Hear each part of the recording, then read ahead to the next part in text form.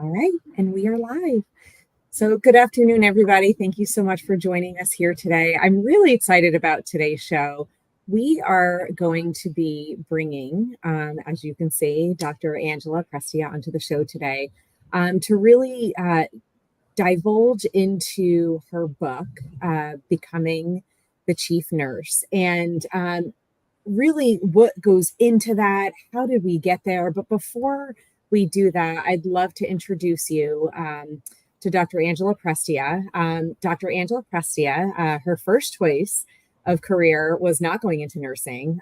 However, an influential mother insisted that she be able to financially support herself, resulting in her enrolling into the nursing program, which I think is astonishing to hear. Over 47 years later, you've been in the nursing career.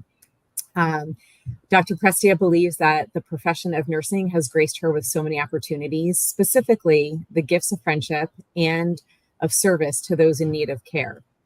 She has completed both her master's and bachelor's degree in nursing from the University of Western Florida and Vanderbilt University. She is certified as a healthcare administrator and a nurse executive. And in 2014, she has graduated with her PhD, congratulations, in nursing from Florida Atlantic University, who is the first ever in her family to have her PhD. As her tenured in nursing leadership, she grew to become a chief nursing officer. As challenges presented themselves, she began to write about the underlying concepts and the phenomenon. One article turned into about 50. That's very impressive. And Dr. Prestia's work has been published in peer-reviewed nursing journals. She has written chapters in textbooks and authored a book entitled Becoming the Chief Nurse, which we'll talk about here today, the science, the stories, and the truth behind it. And she's worked as an adjunct professor at Florida Atlantic University since 2015 and at Case Western Reserve University since 2022. Currently, Dr. Prestia is the president of the Association for Leadership Science in Nursing. In this capacity, she works to assure the proliferation and the dissemination of leadership research, relevant and meaningful to practice partners. She has presented her research both locally, nationally, and internationally. So, Dr. Prestia, Angela, thank you so much. It's an honor to have you here on today's show. Thank you for being here. Noelle, I'm delighted to be with you. As we were chatting before, this is an amazing opportunity for me, but also it's wonderful work that you're doing to showcase nursing and nurse leaders and getting the word out about our wonderful profession. So thank you for all that you do. Oh, thank you so much. And I'm really excited to get into this conversation because, as I read through your book personally, professionally, being a CNO myself, there's so many butterflies that come up to where you think a lot of the stories that you told, I thought was just things that happened to me, right? So you really open up the world to letting other CNOs know that you are not alone and that it does take a certain path to get to where you have to go. And how do you get there? What is fascinating to me is that in the United States, there's over 4.5 million nurses nationwide, right? And only about 10% of them are CNOs. So if you look at that grand scheme of thing, roughly around the 10%, which is 41,000, that's a pretty hefty title to hold up. And to be one of those leaders, to hold the burden of so many nurses, really takes a lot of growth and development of learning and experiences to get through. So I'd like to start off learning a little bit more about you. Let's talk about how you got into your role as a leader first, and then tell us what inspired you to write the book. Sure. Well, thank you for those questions and for that beautiful introduction. I think what's very important to understand, and as you mentioned, only 10% of the nurses worldwide or in the United States are CNOs. It can be very, very lonely at the top. And the impetus for writing this book was just that, sharing the stories, the science about what it takes to become a chief nurse.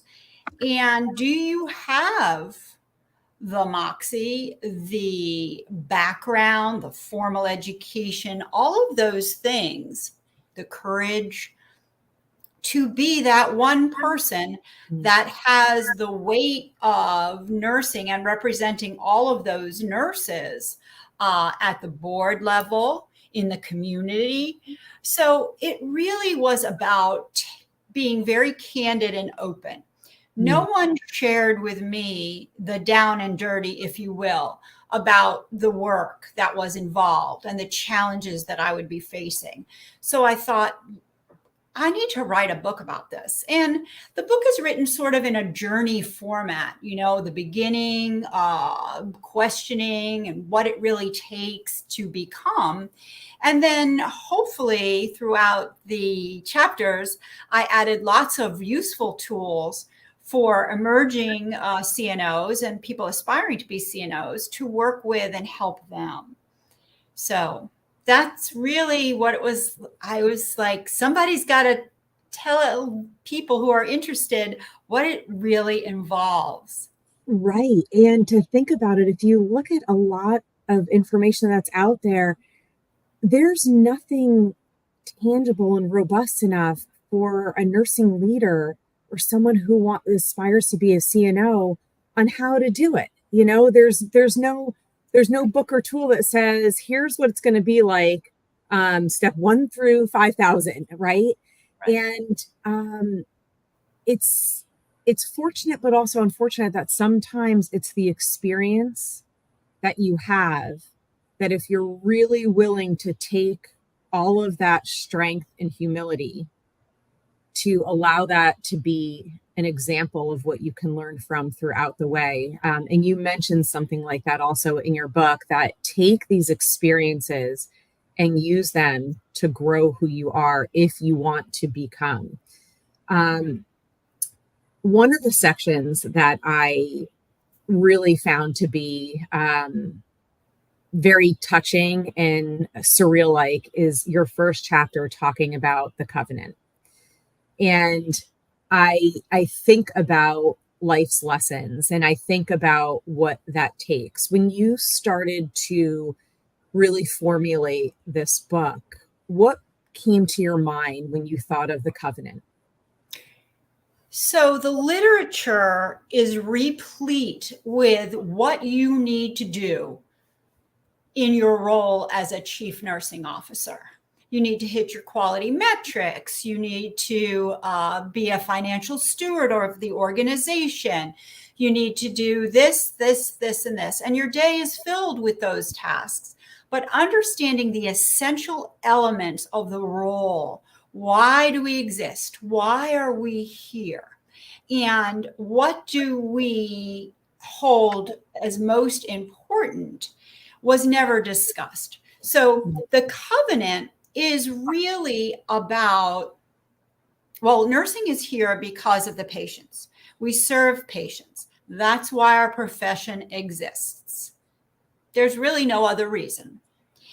And then when you think about the nurse leader role, their role ultimately affects the patients, but now you have this cadre of individuals, your nursing staff, that you have to lead in order to have quality patient outcomes. So the covenant is really this promise, this unspoken promise that you have to really understand and agree to if you are going to be the chief nurse, authentically being present, co-creating environments of care to ultimately benefit the patients. That's what it's about. That's what the role is about. And to be in a role like that, think about the emotional intelligence that comes along with that, right? I think about what you have to have at a whole, social, emotional, these skills. You, in a part of the covenant, you talked about learning lessons. And I want to discuss a piece of that really struck a chord with me when you gave the example of when it was time to budget and what it was like to walk into a room and feel humiliated and laughed at when what you thought was one of the most important things to you um, didn't go that way. Talk to me a little bit more about that, because I think that's an area where a lot of nursing leaders struggle now, and why when we think about our voices aren't being heard, what can we do differently from a situation like that? We are so passionate about our cause of taking care of our patients and our staff. The story that you're referring to is about the transport incubator. That was early on in my career. There is another story. So that was about advocating for patients. And then there's another story in there about advocating for staff for a call bell system, which really ultimately impacts the patients, right? But it was causing a lot of extra nurse work. So two things come to mind. First and foremost, reflecting on the situation and what happened during it and growing from that. Many times we take things personally, and we really can't, because ultimately we are paid to give our opinions and to speak our truths and to advocate. And sometimes they are heard, sometimes they're not heard, sometimes they are heard. And sometimes we have to realize that it may be no for now, but not for later. And so placing it in perspective and having those relationships, one of the chapters speaks about building relationships with your other team members, and going back then to the CFO and saying, I understand not now, but I really need this for patient safety. And having that two-way street and a relationship where you can speak honestly and say, yeah, I get it now, but how much longer will I have to wait for it? That's such a great point, because, oftentimes we think about there's reflective listening, but also there's reflective talking. You have to listen to what that person is saying. Try not to react with emotion and express your point of view. Yes, not now, but maybe later. Can we reevaluate this then? Because nursing comes into this with a lot of passion, whereas others in the C-suite that are not clinical, it's a very business mindset. So how do you marry the two? How do you pepper a little bit of nursing into the business piece and business also into the nursing piece? I remember many years ago, I was told that passion is one of my greatest strengths, but it's also one of my greatest weaknesses. And we have to understand that our business partners, our CFO, our CEO, our COOs have a different type of formal education than we do, right? Yes. And I talk about a theory, it's called the theory of bureaucratic caring, again, bringing in the science. And it's about how Dr. Ray found that our partners care differently. So the CFO shows that he or she cares by assuring there's enough money for everybody, so that we are not going to be faced with reductions in force or, payroll. So they show they care by assuring there's enough money to go around. We show we care a little bit differently. Such a great point. I love that. And I think having that open-mindedness, and again, I think that also goes back to some emotional intelligence too, to really understand, again, when we talk about great leadership and adding these tools, what's embedded in my head is, seeking first to understand, right? Sure.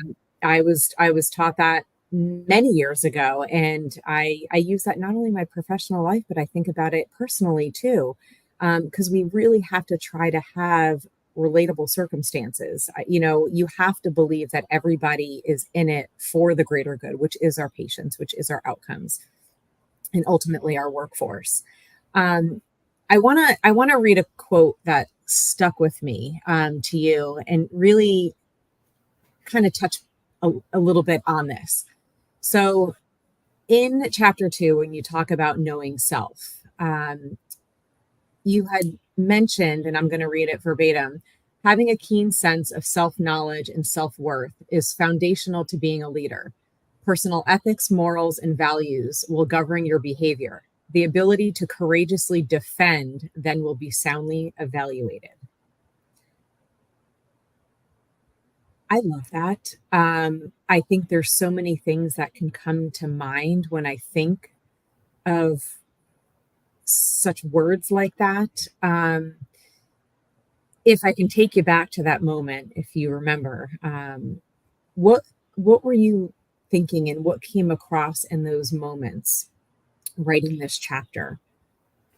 And I know you've written several articles and so many publications. I'm probably testing you right now, but having that pure moment of that. The floor is So, yours. it goes back in that chapter 2. There are several messages, but one message is that being the chief nurse is not for everyone. Mm, So knowing who you are, your biology, your backstory, your behavior, right? Knowing where your personal values lie, what's negotiable and what's not negotiable. Do you have the courage, the wherewithal to speak up, uh, and advocate for what you know to be right, true? It mm, might not be what somebody else's biology or backstory or has them. They may see it a little bit more gray than you are. mm, But you have to be courageous and know where you will, what hill to die on, where you will draw your moral line in the quicksand, and what you're willing to advocate, defend, and what you're not. These mm, roles are extremely challenging. That's why we talk about the covenant and we talk about co-creating, right? Because that one person can not possibly know it all. So, can you? Do you like challenges? Do you like puzzles and navigating your way through? And if you don't, then this role may not be for you. But if mm, you do, the next step is, can you courageously speak to what you believe in, even mm. when you know you may lose your job for it? Right. And that's, you bring up again another great point, and thank you for saying that, because you go into leadership thinking you're to make a difference, to be that voice for nurses, and until you get up there, a lot don't realize it's very lonely at the top. Oh, You often become a lot more quieter than you do being able to have that voice. I want to pause here for a second and just welcome those that are watching in the audience right now. Thank you for joining us. And I have a question from Peter Kirby in the audience. He's asking, in what ways do you foresee technology and innovation positively influencing the roles of nurses in the next 2 to 3 years? Oh, Peter, thank you for that question. There is a section in the book about innovative technology, and it's in the chapter about context. CNOs do not have a crystal ball, and they cannot know what will be happening in the future. But certain things, certain current events, certain technologies play an important role, and we have to know about them. And we don't have to necessarily be subject matter experts, but we do have to have those relationships to bring in a subject matter expert, your CIO, Chief Information Officer, and chat with them. However, we talk about the severe nursing shortage that we have, unprecedented. There's many reasons for this. First and foremost, we've always had a nursing shortage. Um, it was exacerbated during the COVID pandemic.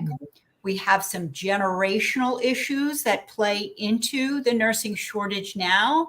Our early careerists, who are the Generation Z, they are fearful of communicable diseases. They are very familiar and like virtual work. So virtually caring for a patient is extremely difficult. However, there is so much advantage to using innovative technologies to ease the work of nurses, especially registered nurses, to allow them to function at the top of their license or the top of their practice. So innovative technology, whether it's data analysis from the electronic medical record. We've never had that much data before. We need to work with our colleagues in information systems to help us build reports that go right into our inboxes. So we're not looking for these information. This data analysis is critical to making decisions and fixing the correct problems. Utilizing robots, the Moxie robot can help ease some of the nurse work.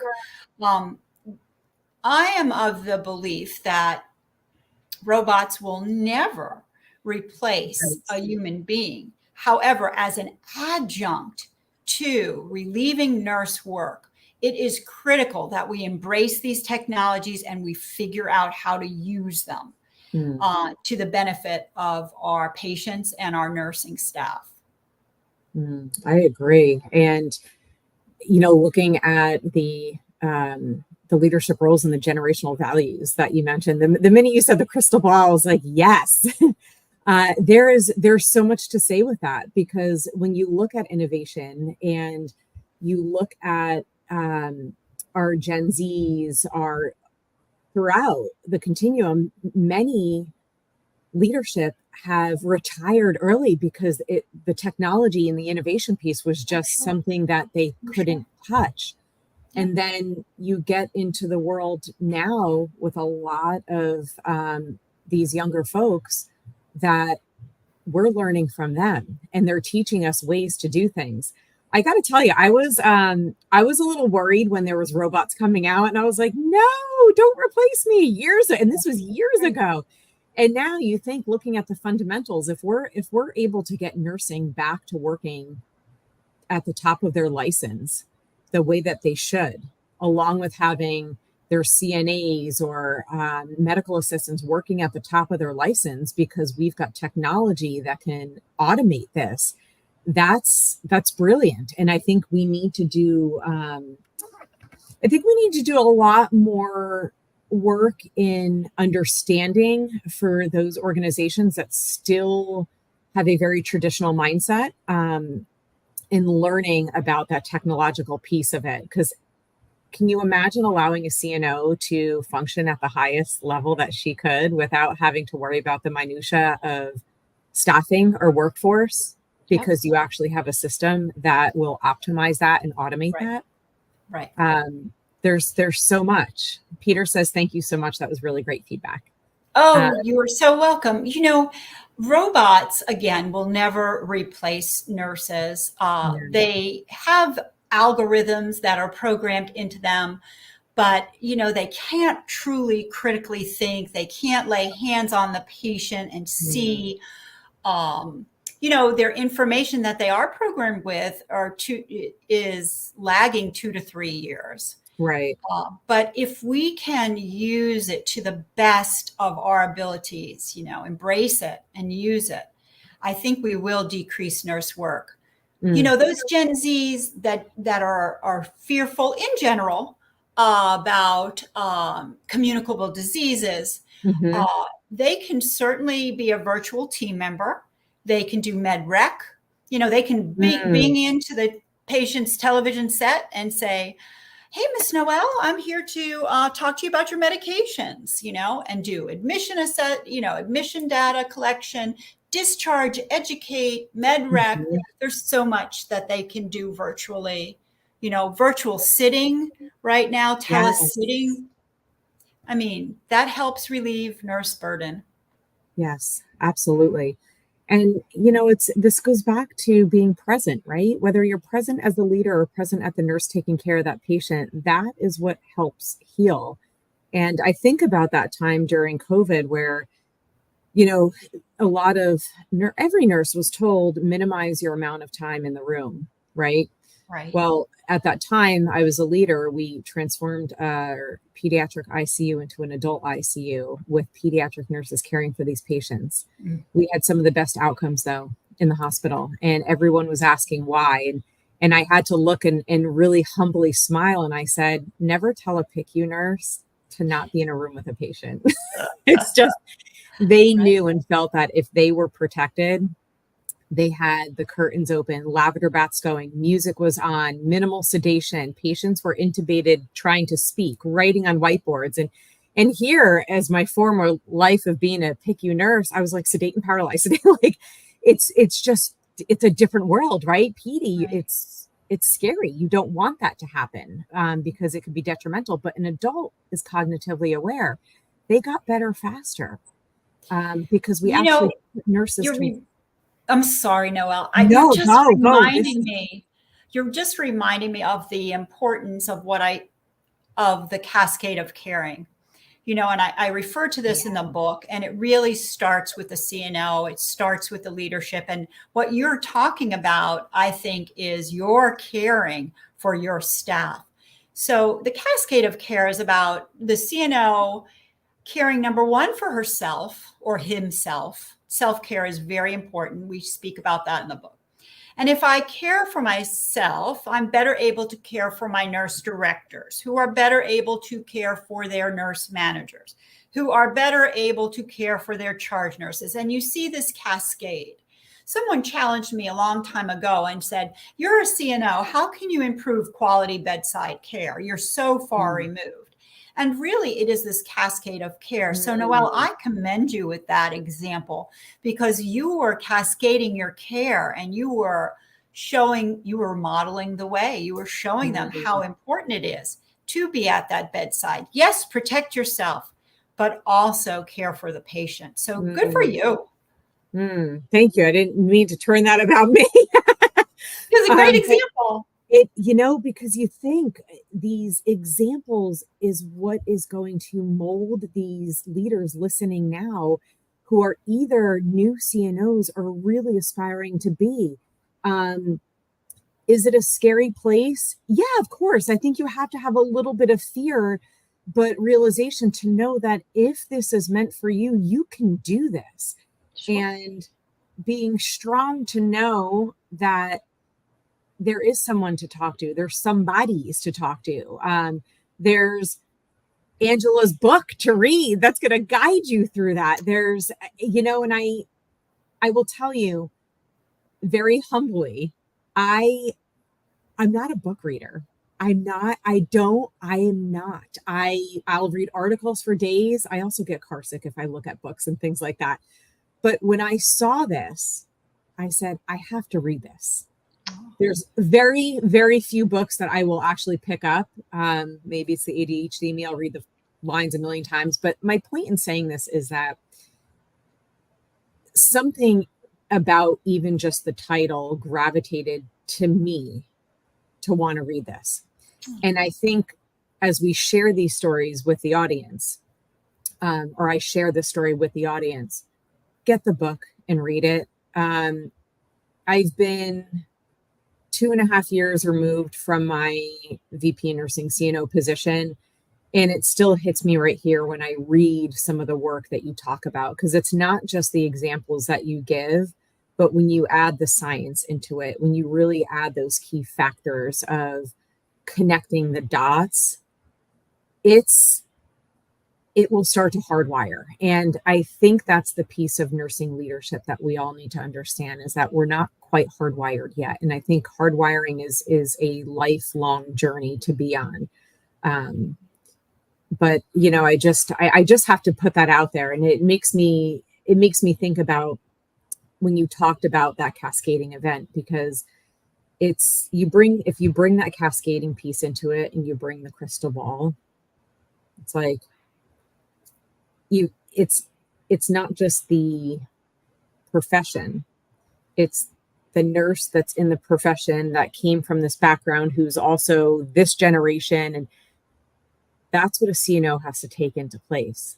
That, in summary, for me, is what I got out of this book. Well, thank you for your kind words, really. Don't you wish that you had a book like this back in the day? Yes. Or you had people who, and that's not, it's just, it's said more out of frustration than Yes. out of patting myself on the back. It's like nobody was talking about these things. No. You know, so being able to share and say, yeah, this happened to me. This is the reality. But you also make a very good point about the science. You know, every day, nurses make decisions that are evidence-based because there's theory and there's research behind it. But if you ask a nurse about nursing theory, they'll roll their eyes and say, oh, that's for the classroom, that's for the textbooks. But it's not. No. So much of the theory out there, the things that we do, so many of the actions that we take, the decisions that we make, need to be based in the theory. And there is theory out there if you would take a minute to read it. So that's why it was important for me to include science in the book. Yeah. And you think about it. It's funny you say that, because when you think about theory as a nursing student, you're like, oh, here we go again, right? Yeah. Until you actually come into practice, and then it's like, ding, ding, ding. Oh my gosh, this actually all connects, right? And I often say consistency hardwires practice. I'll say it all the time. And whether that's clinical practice, theoretical, you have to really think about those pieces that you're planting or walking along the way and how much they come back together again. So, another thing that I'm thinking about too is not just becoming the chief, right? As it's titled in itself, is how do you even get there? How do you get through that process? Where is that point where you say, I'm at a point in my career, I want to give this a try. I want to apply to be a nurse. What has been a defining factor for you in that moment in time where you said, I think I'm going to be a CNO? I think for me, it was very similar. And if you ask other CNOs, they will say the same thing. I thought I could do it better. I wanted to make a difference. But for me, much of that was blind. Yes, I wanted to make a difference. Yes, I thought I could do it better. But you go in there not knowing a lot. And again, nobody is there to really tell you. You have to be willing to frame, and I talked about this towards the end of the book. You have to be able to make mistakes, reflect on them, grow on them, and understand that it is not failure, that you have to reframe that word and say it is a setback. And it truly is. And that's not sugarcoating it. Right. This is a setback. What do I think? And you have to lovingly speak to yourself. I had mentioned about taking care of yourself first. And that also includes speaking kindly to yourself, speaking positively. I didn't do that. I would, until I learned to do it, I would be like, oh, Angela, you are so dumb. Why did you say that? Why did you do that? And I had a lot of negative self-talk, but it is like, okay, let's reflect on it. How can you do this better? How can you let your ego aside and go back now to this person and say, you know what? I'm sorry we got off on the wrong foot, or, this is the reason. Mm, Communication, we didn't speak about this yet, Noel, but communication is very, very important. As the chief nurse, you have to be able to communicate mindfully. mm, The communication needs to be truthful, as you know it, and it has to be relevant to the situation. And the American Organization of Nurse Leaders has lots of competencies, gold standard nurse leader, nurse executive, nurse manager competencies, but everyone includes a domain of communication. So, understanding, and as you had mentioned, being emotionally intelligent about why I said it like I said it, what mhm. triggered me, how do I avoid those triggers in the past, and how do I go back and retrace and be accountable for what I said. And, a lot of it has to do with letting your ego go. I agree. And I also think that that's a key point to talk when you look at communication. It's so important to have a coach. Because if you have trouble having that ability to self-reflect and learn from that, a coach will be there to have you look at that firsthand, I think. Yeah. Um, and we do such a good job at torturing ourselves and creating our own imposter syndrome of not allowing us to think that we are good enough or able to do that. And I could personally say too, I mean, imposter syndrome has been a big or was a big deal for me during that time. I remember too, I was like, I got this. I can do this. At first I was like, nope, no way. I don't want to see no job, not doing it, can't do it. Nope, nope, nope. And my husband's looking at me, he's like, you just an opportunity is here, and literally it's almost being gifted your experience. And he was such a good cheerleader. I was like, no, no, no, no, I can't do it. And my reason for that was it all happened during the height of COVID, right? I was giving such a blessing and an opportunity, but I felt that I was not in the right place because I felt that I failed so much as a leader already, that how can I possibly? And then I had to say to myself, and thankfully for my coach, was, where are you getting these thoughts from? Exactly. Okay. Exactly.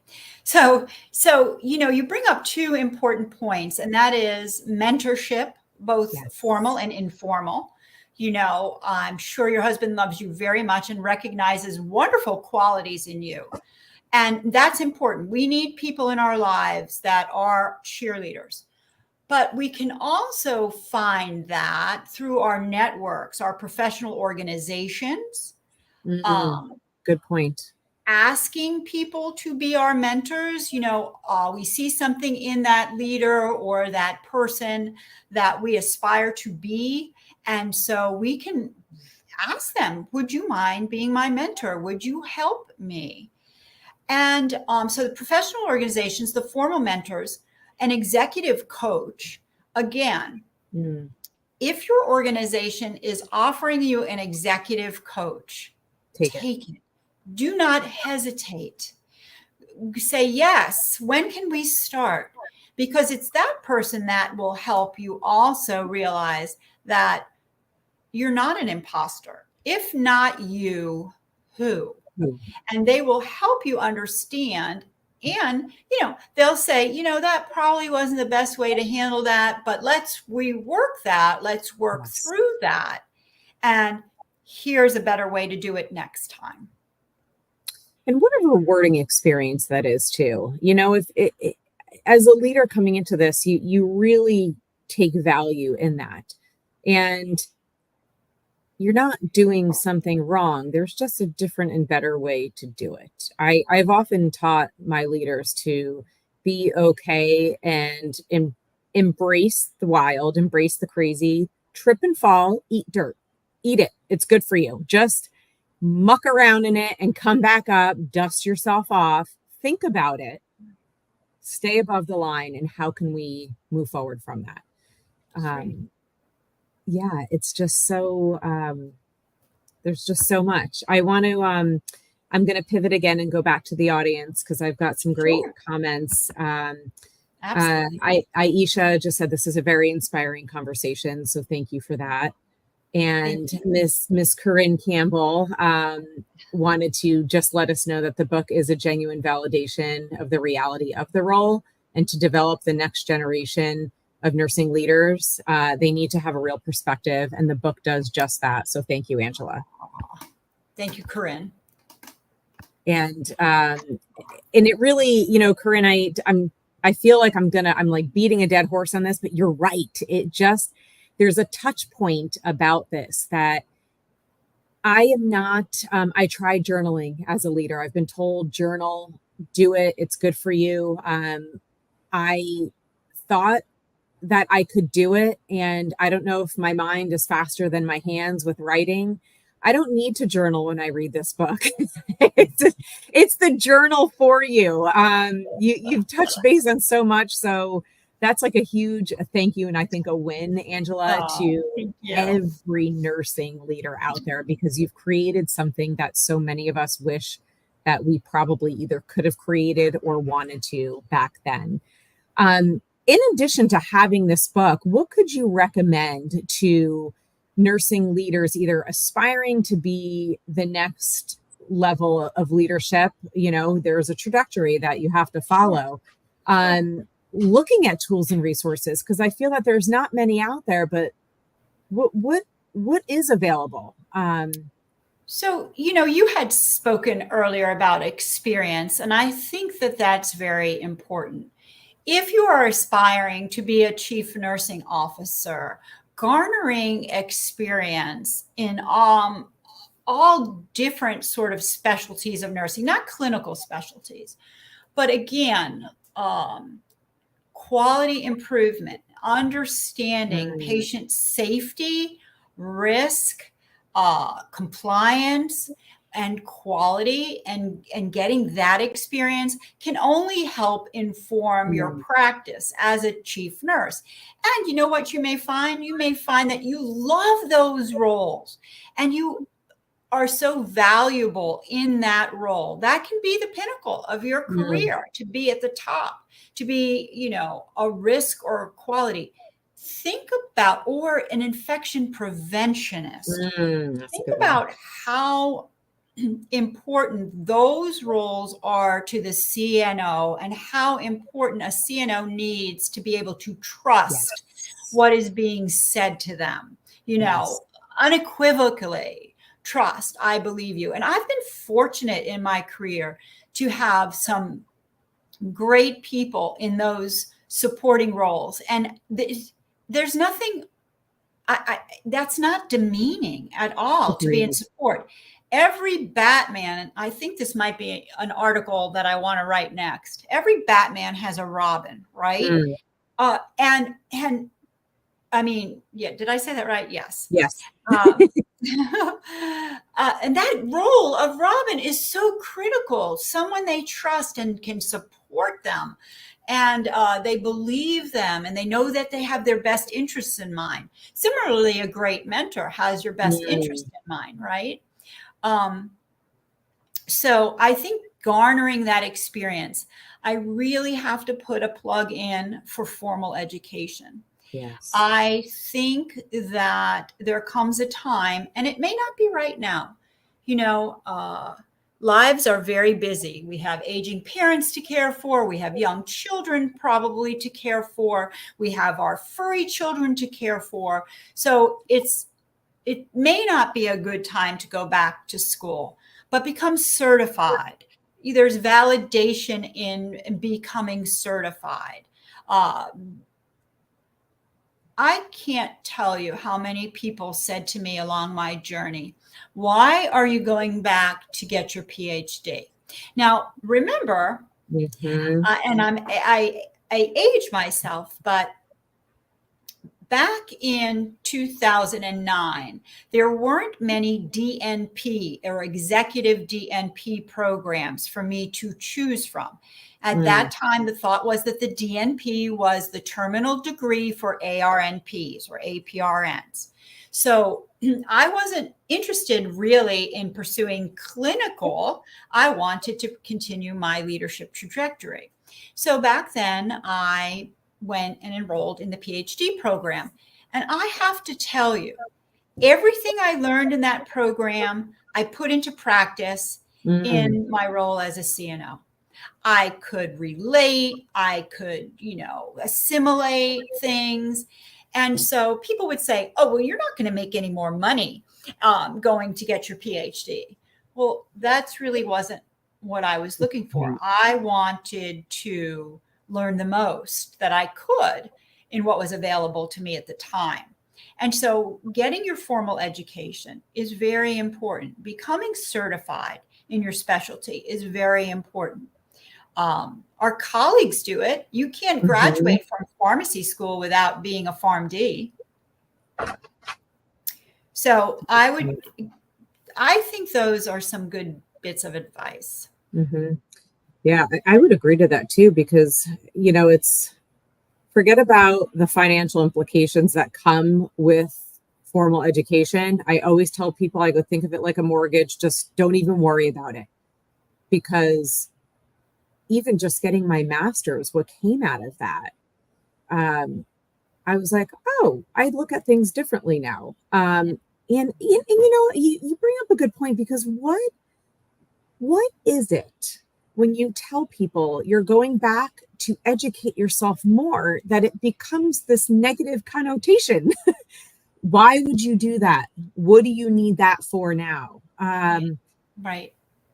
It's amazing to hear such things, and until you actually experience it, knowing that you're trying to then become someone more and different. And for me, I look at this as a legacy that I leave behind, right? I want to make sure that what I'm doing now is going to touch a million other lives to help them grow and prosper and move on in their career too. And um, sometimes that means if you feel like you've plateaued, what else can you learn? Right. Right. It's an endless opportunity, and I'm really happy that you brought that piece of it up. And just forget about the student loans. At some Forget point about that. they'll disappear, right? They'll just go You away. know, I think people ask you that because they ask themselves that. Oh, she's doing that, Yes. or he's doing that. Maybe I should do that. What That's will a I good get point. from that? And there is you there will be people who are jealous or Mm, envious, and that's okay. You're doing it to better yourself for the benefit of the patients or the staff that you serve, not because you want to be better than somebody else, but you want to better the discipline of nursing, right? You right. want a seat at that table. You want to be able to speak and advocate for. So That's it's such it's a great it's point. very important, I think, to continually improve. Uh, Learning never stops. It's very true. It's lifelong learning. And so, in thinking about all of this, and I think about these CNOs that are out there right now that are new into their role. Um, I've heard some great stories from a few that have been given some tools and foundational skills to being CNOs, which is so great to hear, because I feel that that really didn't exist many years ago, even a few years ago. But there's still some CNOs out there that are new to their role that feel that they're in the abyss, is what I've been heard as it being described at. What are your thoughts about that? And how can we have them come out of the abyss? That's a great question. So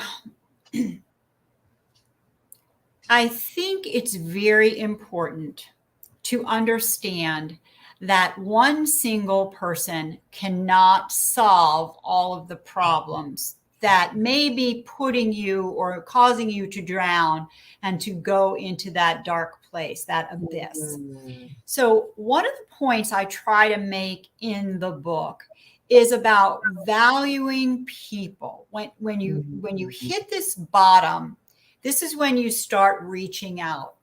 and you start locally.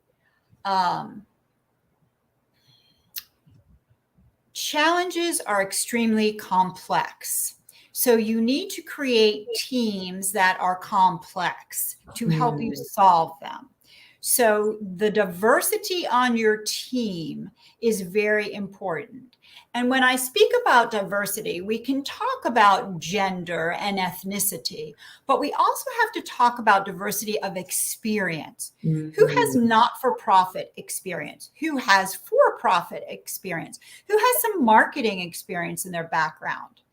Who may be physically disabled that can help us understand that those toilet seats are too high or too low. You know what I mean? So when you are in this bottom rung, that's when you need to reach out and branch out and put your own think tank together of your individuals that you trust and some new individuals that you may want to give a chance to come to the table.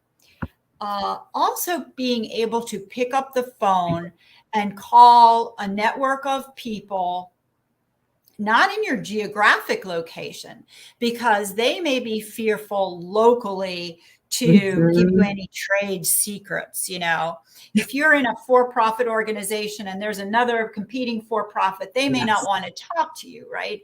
But you can pick up the phone and call your friend in Ohio or Alabama or California and say, hey, what's going on? What are you doing? And those friendships are made through professional organizational membership, right? And then your world becomes a little bigger. Hey, I'm doing this. Or maybe they can just listen and support you. Hey, you're not alone. But many times they can help you solve these problems. You know, one thing, you know, I'm not sure this is in the book. It may be. But complex challenges are like a gift wrapped present. Put it on the center of the table and look at it and pretend you are a 8-year-old or a 5-year-old and you got to figure out what's in that package, right? That's how you approach problems. Let's all figure out what's in that package. Bring your different perspectives and help me out. And so I would say to those people who are in the abyss to don't wait for a lifeline to be thrown to you. Throw your lifeline out there. I love that. Well said. Well said. Thank you, Noelle. My gosh, it's yes. I'm at a loss for my words right now, but I think you bring up again another brilliant pearl of wisdom that's out there, because that is exactly what it's about. And you could not have expressed and explained diversity any better than how you did. When you think about even looking at competing priorities with the different types of individuals that you have on your team, think about who you can delegate to that thinks differently from you. My gosh, I'm trying to think, you mentioned when you talk about, it's looking at someone who, when you look at the years of experience and the skills, you look at somebody handicapped, that would not have crossed my mind when I started as a new CNO, because I didn't have that concept to think. When you think outside the box, you're not alone. Look at who's around you and who are you bringing in. I often told my leaders, when you're hiring people, look at those who you know are smarter than you. Hire somebody that you know can eventually replace you. Not that you want to be replaced right now, but let's look at the succession planning of that too, because if you bring in those that are bigger and brighter than you, think about what you're creating there. And I think that's such an important message to get out there to nursing leaders, to take your time. We may have holes that need to be filled in the workforce, but make sure you're filling them with the right person. And that goes back to exactly what you had just said. We are all victims of subconscious bias, Yes. how we were raised, and that's why we talk about the biology at the beginning of the book and your biography. What values do you learn around the dinner table? And sometimes we react or act from fear, and we shouldn't. We Mm, should try to be mindful of our biases, know them, and say, let's bring this person. Yeah, maybe they failed at that one project, but maybe they're going to mhm, flourish at this one, mhm, and give them an opportunity or hire. I firm believer of hiring people that have capacity, mm, that were quote unquote smarter than I was, mhm. because they can only help you, support you. Yes. You shouldn't be fearful of them taking your job. And a lot of people are. They will help you, they will support you, and then you will support them. You would be surprised at how many leaders then will not want to promote somebody or write them a letter of recommendation as they progress and move on, because they want to keep them all to themselves. Mm, But that's not being caring, right? That's not allowing someone to flourish and for them to become. So, you know, it's a lot of it is about paying it forward. What do you want your legacy to be? You mm, know, these positions come with money, they come with bonuses, many of them, but that's not the real reason to be in it. That stuff will come. It's sort of like if you build it, they will come. He mm, will come. Um, it's when the people come up to you and say, "You gave me my first chance. You hired me when nobody else would. I can't thank you enough for that. You may not remember me, but that's the legacy that you want mm. to." Well said. And as we come up on the hour, I'll have you end with any parting words that you want with the audience. This was, I think before you do that, this was so wonderful, Angela, to be able to have this conversation. And I'd like to kind of give the floor to you right now too, to share any last parting words with those that are watching. Well, first of all, Noelle, thank you for the opportunity. It's amazing. And as I said at the beginning, you are doing amazing work showcasing and highlighting, spotlighting nurses and nursing and nurse leaders. So thank you for that. Um, I was expecting you to ask me what my favorite story was in the book. And so I will leave you all with looking at page 71 and reading or rereading this story about the oil can recipient. Award winner, because we need to value all people. And as nurse leaders, it's important not to value sometimes the outcome. We all want to achieve our outcomes, but the effort that Mm, goes within. And when you look at these diverse teams that you want to build, look at that person that is always encouraging and supporting someone. So I like that story the best. I love it. And I hope you all reread it or read it again. I So am thank you so much, Noelle. You are so very welcome. Thank you for joining the show. And for those of you that are watching, and I'm going to go back and read that. And for those of you that have not bought the book, you can get it off of Amazon. It will be delivered to you within hours or the next day.